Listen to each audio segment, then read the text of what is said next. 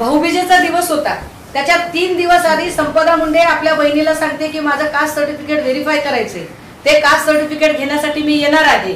म्हणजे जी पोरगी पुढच्या 8 दिवसाच्या तिच्या कामांचं प्लॅनिंग करते ती पोरगी जीव कसा काय देऊ शकते? मुद्दा क्रमांक 1.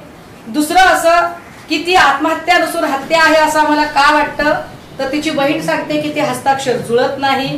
तिसरं असं की हॉटेलमधून हॉस्पिटलमध्ये तिला नेण्याची एवढी, एक तर ती हॉटेलमध्ये कशी सापडली, चौथं तिचे नातेवाईक आलेले नव्हते तोपर्यंत तिची डेड बॉडी उचलण्याची घाई का केली, का तिची डेड बॉडी उचलली, की फक्त ती बीडची आहे म्हणून, तिचं आडनाव मुंडे आहे म्हणून.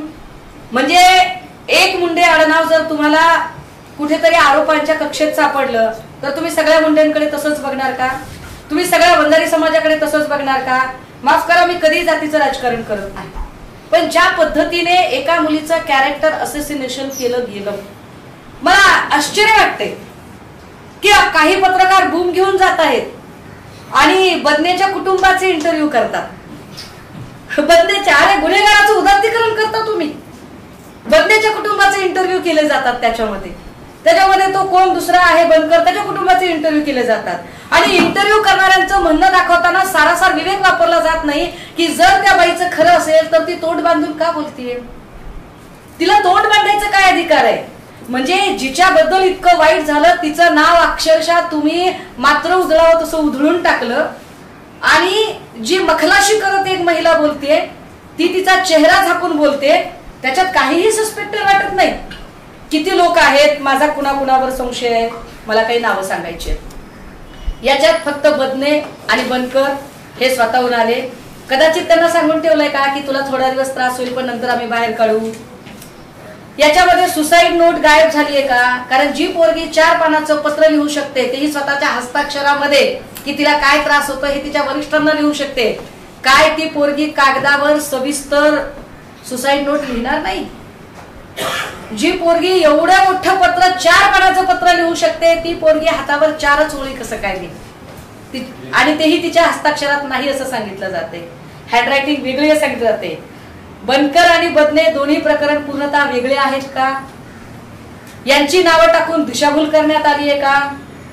खरा तपास त्या 4 पानी खुलासा पत्रावरून व्हावा. रणजितसिंह नाईक निंबाळकर चौकशीच्या कक्षेत आलेच पाहिजे, कारण रणजितसिंह नाईक निंबाळकरांच्या संबंधाने मी एक नाही अनेक प्रकरणं सांगितली. एवढ्या सगळ्या FIR ज्या दाखल झाल्या, ज्या बीडच्या ऊसतोड कामगारांवर दाखल झाल्या, हे सगळ्या त्या आहेत. या सगळ्यांच्या सॉफ्ट कॉपी मी द्यायला तुम्हाला तयार आहे. मी नंदकुमार ननावरेचं प्रकरण सांगितलं, ज्याच्यात आत्महत्या करण्याच्या आधी त्याने रणजितसिंह नाईक निंबाळकरांचं नाव घेतलं, पण रणजितसिंह वाचले त्याही वेळेला. मी आत्महत्येचा प्रयत्न केलेल्या दोन्ही पोरी आगवणेंच्या त्या पोरी इथे हजर केल्या आहेत, ज्या पोरींच्यावर अक्षरशः त्यांच्या अंगावर हात टाकला जाईल इथपर्यंत त्यांच्या मनामध्ये दहशत निर्माण केली. आपल्या घरात आपली आई नाही, बाप नाही, आपल्या आई बापांनाही देशोधडीला लावले. आता आपण जर आपल्या आबरूवर जर हात टाकला तर काय करावं, त्यापेक्षा आपण मेलेलं बरं असं म्हणून 2 पोरी आत्महत्येचा प्रयत्न करतात. याबद्दल काय?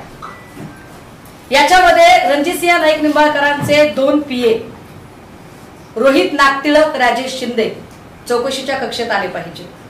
डॉक्टर अंशुमन धुमाळ, जो अंशुमन धुमाळ हा तिथला हेड आहे, ज्या डॉक्टर अंशुमन धुमाळकडे तक्रार केलेली होती, ज्याला माहित होतं.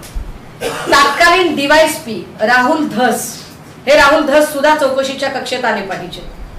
यांच्याकडे 3 वेळा संपदाने तक्रार केलेली आहे. जी पोरगी एक फायटर स्पिरिट घेऊन आहे, जी पोरगी माझ्यावर काय तक्रार झाली याची मला माहिती मिळावी अशी स्वतःच माहिती अधिकाराखाली माहिती मागवते, तिने खरंच आत्महत्या केली असेल. याच्यानंतर PI सुनील महाडिक याला चौकशीच्या कक्षेत आणलं पाहिजे. हे सगळे लोक सहकार्य करत नव्हते.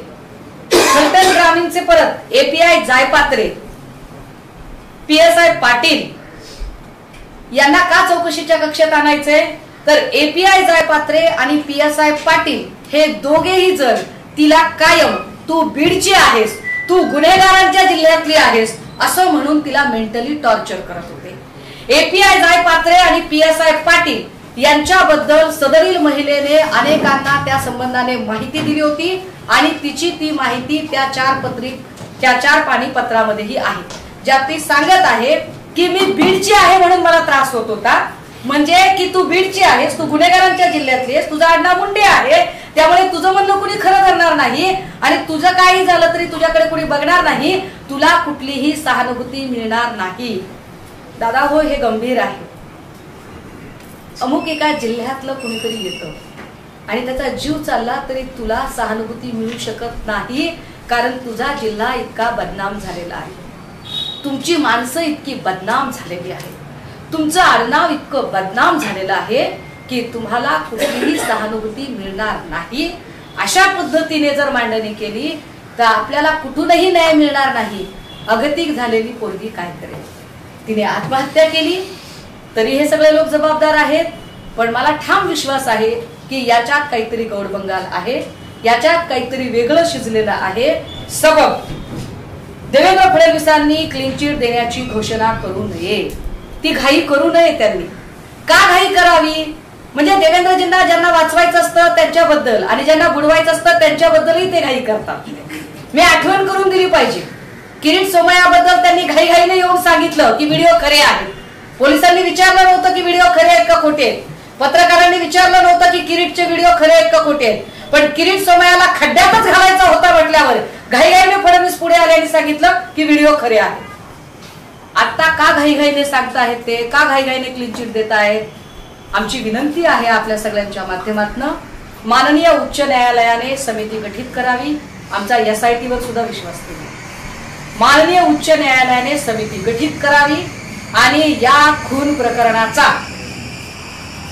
आम्हाला वाटतंय की याच्यात खून झालाय, आम्हाला वाटतंय की बीडच्या एका पोरीची इन्स्टिट्यूशनल हत्या झालीये, ही संस्थात्मक हत्या आहे.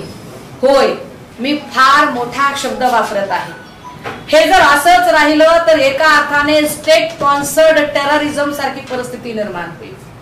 ज्या पद्धतीने तुम्ही एक बीडचं एक चित्र निर्माण केलंय, त्यामुळे बीडचा कुठलाही माणूस न्याय मागायला पुढे येणारच नाही की अरे बाबा आधीच आपण गुन्हेगार आहोत किंवा आधीच आपल्याला गुन्हेगार म्हणून बदनाम केलं गेलंय तर आपण कशाला न्याय मागायचा. संपदा मुंडे ही त्याच वाटेवरची प्रवासी आहे ज्या वाटेवर नंदकुमार ननावरेचे प्रवासी होते. नंदकुमार ननावरेंची पत्नी गेली, नंदकुमार ननावरेचा भाऊ धनंजय ननावरे ज्याने आपला एक एक अवयव कापून फडणवीसांना भेट दिला, ज्या वाटेवर अगवणेंच्या 2 पोरींनी आत्महत्येचा प्रयत्न केला आणि ज्या वाटेवर मला या सगळ्या गोष्टी चौकशीच्या कक्षेत याव्यात. वाल्मिक कराडच्या वेळेला आल्या ना सगळ्या चौकशीच्या कक्षेत. किती बँका बुडवल्या रणजितसिंह नाईक निंबाळकरांनी आतापर्यंत, किती बँकांकडून कर्ज घेतलं. रणजितसिंह नाईक निंबाळकरांच्या उपलवेच्या कारखान्यामध्ये बॉयलर मध्ये किती लोकांचे घातपात झाले, बॉयलर मध्ये किती लोक पडली का पाडली, या सगळ्याच गोष्टींच्या आता निपटारा झाला पाहिजे. आणि जोपर्यंत निपटारा होत नाही तोपर्यंत हा प्रश्न आम्ही लावून धरू.